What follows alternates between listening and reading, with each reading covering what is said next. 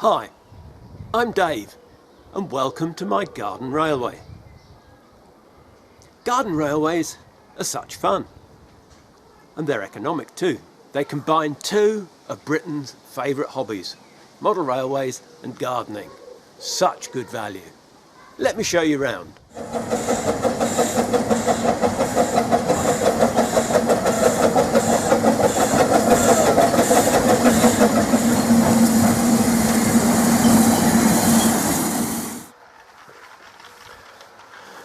As I say, it's probably best to start at the beginning, and this is the beginning of the line, the terminus at Skertchly, somewhere in mid-Wales, and it's supposed to be rather quaint.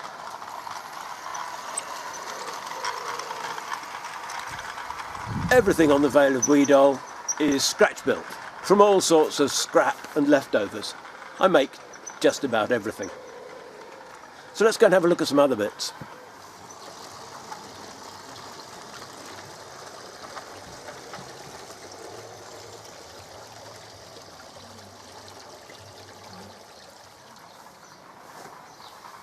And the pond here at Abernuffy is intended to remind us of Snowdonia and perhaps the Welsh Highland Railway with its rusty bridge. Maybe one day this will become a small inland harbour, perhaps with a narrow boat and the entrance to the Llangoblin Canal, which I think I've found just down there. Then of course there has to be the country halt. In this case it's Rainbow Rock, with its waiting room, our loyal customers from Huddersfield. But the great thing is that this is a National Trust property, and so you can use your National Trust cards to travel on the Vale of Weedol tramway. Now that's what I call a saving. The heart of every railway is the locomotive works, and here we are at Loston Bodge, where just about everything is built. You can see here we've got our Waterworks Kerr Stewart, Excelsior, the oldest locomotive on the line, the latest observation coach, just going for a check-up in the workshops, and the Colonial locomotive. Looks here as though it's been shunting some good stock. So why don't we start with a trip round the workshops? And this is Loston Bodge Works, where I can come and make a mess. And believe me, scratch building locomotives and carriages is very, very messy. But for raw materials I use absolutely anything that I have to hand. I tend to accumulate lots and lots of wood, but my favourite of course is this thin plywood, used mostly for model aeroplanes. And under the bench is my stock of coffee stirrers, kebab sticks, cocktail sticks, and cardboard from cereal packets and all kinds of other packing materials. Then of course there's my box full of scrap metal and containers. I never know what I'm going to need next, so I just keep all sorts of materials ready for the next project. I thought maybe what we could do is tell the story of my railway through its locomotives. This is the first one. Excelsior, built to a Roy Link plan. Starting work in 1976, it took till about 1983 to finish it, and it's been constantly rebuilt ever since. It now has a tube can motor and one of those standard worm gears for a drive, but it's had all sorts of attempts to get things to be reliable.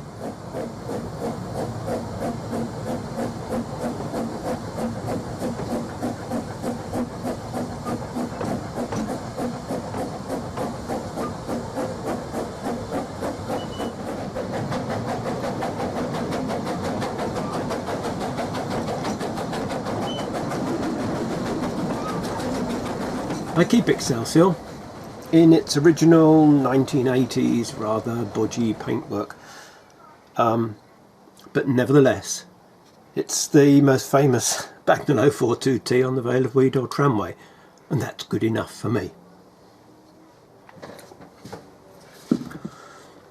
The second locomotive that I ever built was this Salford model's Ruston, known as Toad. It has nowadays has a steel chassis and that Salford model's worm gear and drive, which is why we all bought these models. Getting a worm gear and drive was almost impossible back in the 1980s.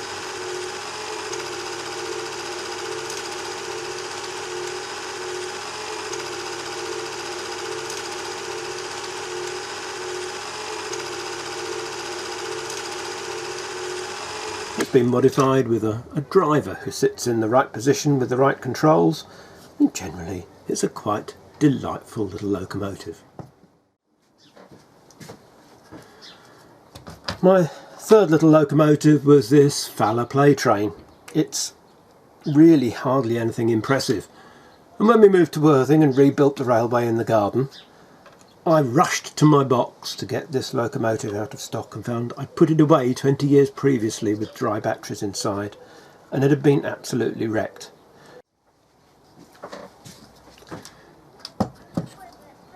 Clearly, Excelsior and Sir Archibald were not going to be reliable locomotives for my new railway in Worthing, so I decided to build another one on the same kind of principles.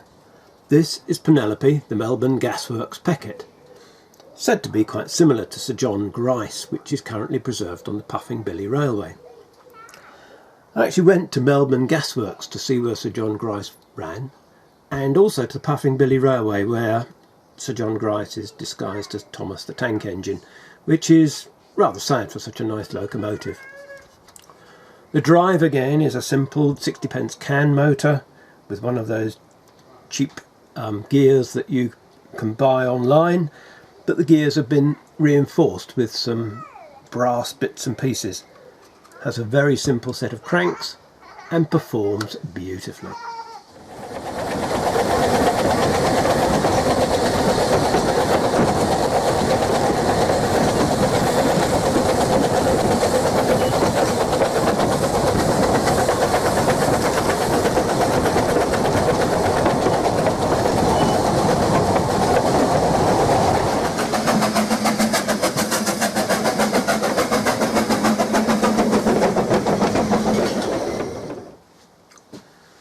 Encouraged by the performance of Penelope, the Gasworks Peckett, I decided that I'd like to make a Waterworks Kerr Stuart.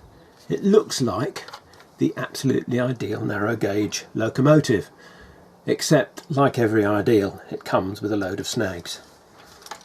The drive is a subframe underneath with the conventional 60p can motor with its drive, traditional steel frames, nothing particularly exceptional, and Duncan has been a mainstay of my railway for the last 10 years and has never been quite satisfactory, but I can't really bear to actually rebuild it.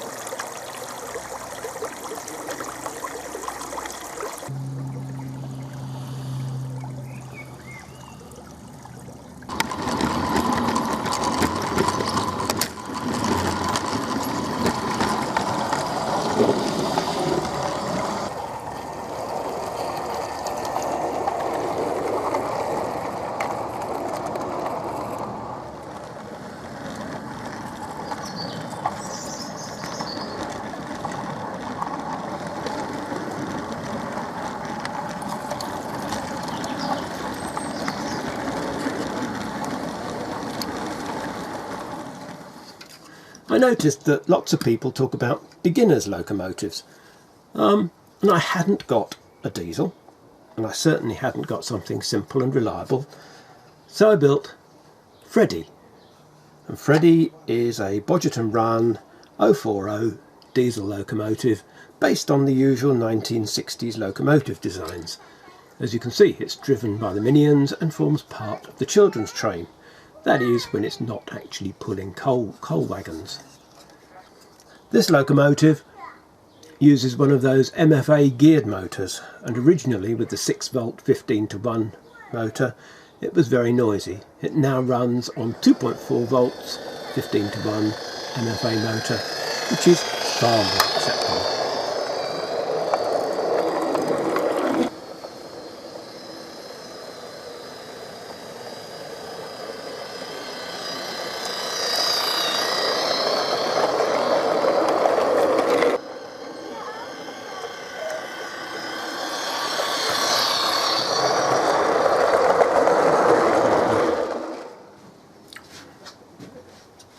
I'd always wanted to build a big train bash, but big trains of course are collector's items nowadays.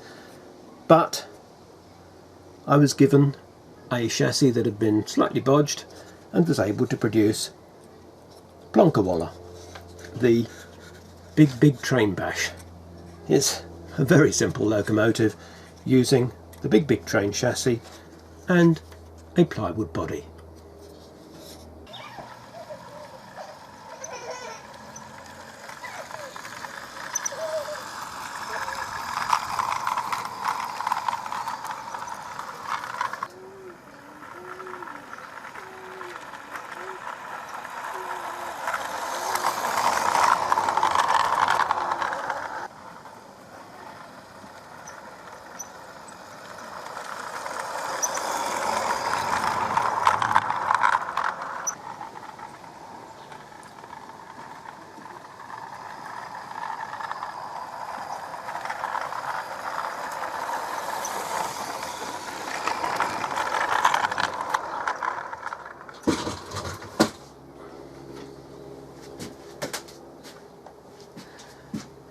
Well, I suppose we can't forget the rail bus, even though I suppose it's not strictly a locomotive.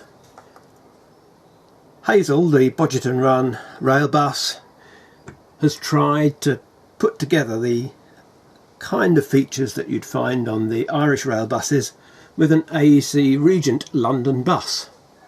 It performs very well, but it's just a little bit noisy. But I like it, and it's just right for those winter steamings, especially as it's got lights.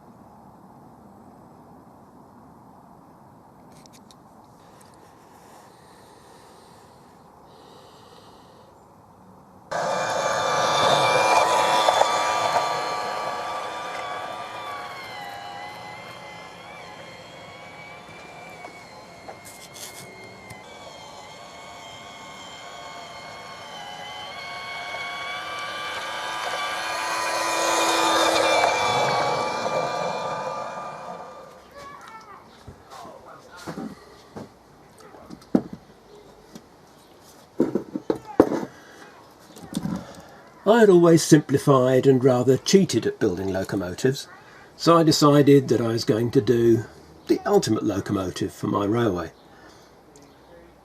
I was going to build Russell, which is a 462, but as a 462 it was going to be just too big, and I found this Blanc-Misseron plan in 16mm today and decided that as an 060 it would be exactly what I wanted. I still used the modular subframe for the drive, but this one has all 6 wheels driven and it was pretty complicated. As you can see though, the drive is again a 30-to-1 MFA motor fitted into a little subframe, and Abigail, the Blanc-Misseron, is probably, well, it's definitely my favourite locomotive That is, until I build another one. But we're not here to spend all day standing around sightseeing. We need to go for some trips on the trains.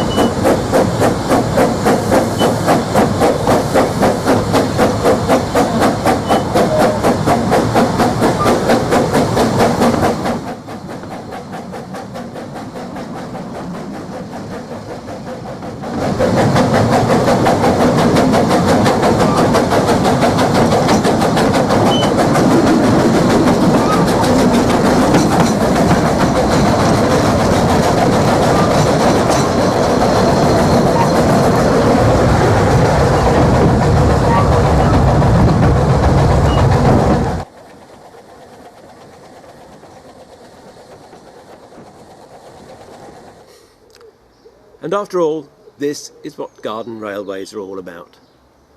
Sitting in the dappled shade of a silver birch, sipping at my pint of fine old fagpot. All I have to do is watch the trains go by. What could be better? Cheers.